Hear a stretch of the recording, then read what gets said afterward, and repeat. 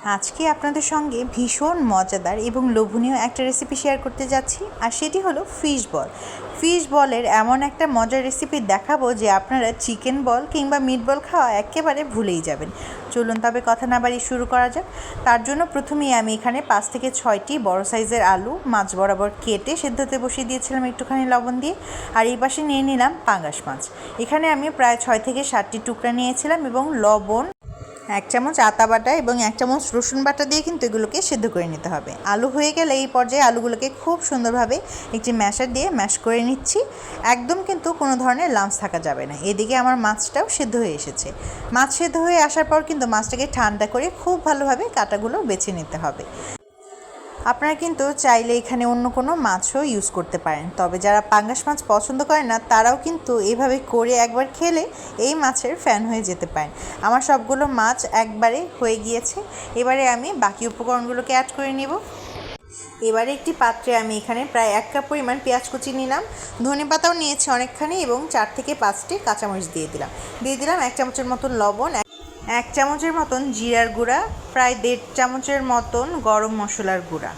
এবারে সব কিছুকে খুব ভালোভাবে মিশিয়ে নিতে হবে এবং কিন্তু এই পর্যায়ে দিয়ে দিলাম 1 চামচের মতন আদা রসুন বাটা। এবারে সব কিছুকে খুব ভালোভাবে মিশিয়ে নিতে হবে। মিশিয়ে নেওয়ার পর এই পর্যায়ে দিয়ে দিচ্ছি মাছগুলো, যেগুলোকে আমরা কাটা বেছে রেখেছিলাম। মাছগুলো দেওয়া হয়ে গেলে এই পর্যায়ে দিয়ে দিতে হবে আলু। আমি যে পরিমাণ আলু সিদ্ধ করেছিলাম সেই সবটা আমি এখানে ইউজ করছি না, আন্দাজ মতো ইউজ করছি। প্রায় অর্ধেকটা আলু আমি এখানে ইউজ করছি এবং সব কিছুকে খুব সুন্দরভাবে মিশিয়ে নিতে হবে। ভালোভাবে মেশানো হলে এই পর্যায়ে দিয়ে দিলাম একটি ডিম। এবারে ডিম সহ খুব ভালোভাবে আবার মিশিয়ে নিতে হবে। ডিমটা কিন্তু অবশ্যই দেওয়ার চেষ্টা করবেন একেবারে। এবারে হাতের তালুতে একটুখানি তেল মিশিয়ে নিলাম এবং আস্তে আস্তে করে গোল গোল শেপ করে বলগুলো বানিয়ে নিচ্ছি। দেখতেই পাচ্ছেন কত সিম্পল ওয়েতে তৈরি হয়ে যাচ্ছে, আর দেখতেও বেশ কিন্তু লাগছিল। আমি আপনাদের সুবিধার্থে আরও একটা বল বানিয়ে দেখাচ্ছি। এভাবে সুন্দর করে গোল গোল শেপ করে বলগুলো আমি সবগুলো বানিয়ে নিচ্ছি। আমার সবগুলো বল বানানো হয়ে গিয়েছে, দেখতেই পারলেন কতগুলো হয়েছে, আর দেখতেও কিন্তু বেশ সুন্দর লাগছে। এবারে এগুলোকে ভেজে নেওয়ার পালা। আপনারা চাইলে এগুলোকে ফ্রোজেন করেও রাখতে পারেন। 1 মাসের উপর এগুলোকে ইজিলি ফ্রোজেন করে রাখতে পারবেন এবং যখন ইচ্ছা তখন ভেজে খেতে পারবেন।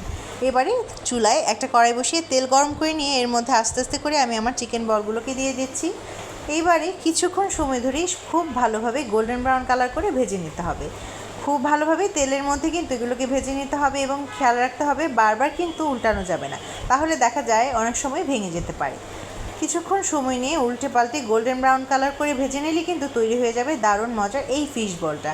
আপনারা কে কে এই মজাদার বলটা দেখে পছন্দ করছেন সেটি কিন্তু অবশ্যই জানাবেন। ভিডিও দেখার শেষে অবশ্যই কমেন্ট করে জানিয়ে যাবেন রেসিপিটি কেমন লাগলো। যদি ভালো লাগে অবশ্যই একবার হলেও ট্রাই করে যাবেন। মজাদার এই রেসিপি একবার না খেলে কিন্তু সত্যি কথা মিস হয়ে যাবে। ছোট থেকে বড় সবাই এই জিনিসটা খুবই পছন্দ করবে। বাচ্চারা কিন্তু দেখা যায় মাছ একদমই পছন্দ করে না, তাদেরকে যদি এই ফিশ বলটা করে খাওয়ান আমি গ্যারান্টি দিচ্ছি খুবই পছন্দ করবে। এই যে তৈরি হয়ে গেল দারুণ মজার ফিশ বল। আজকের রেসিপিটি কেমন লাগলো অবশ্যই জানাবেন, দেখতে কেমন হয়েছে সেটিও জানাবেন, আর খেতে কেমন হয়েছে সেটি কিন্তু আপনাদেরই একবার ট্রাই করে দেখতে হবে। সবাই ভালো থাকবেন, সুস্থ থাকবেন, ধন্যবাদ।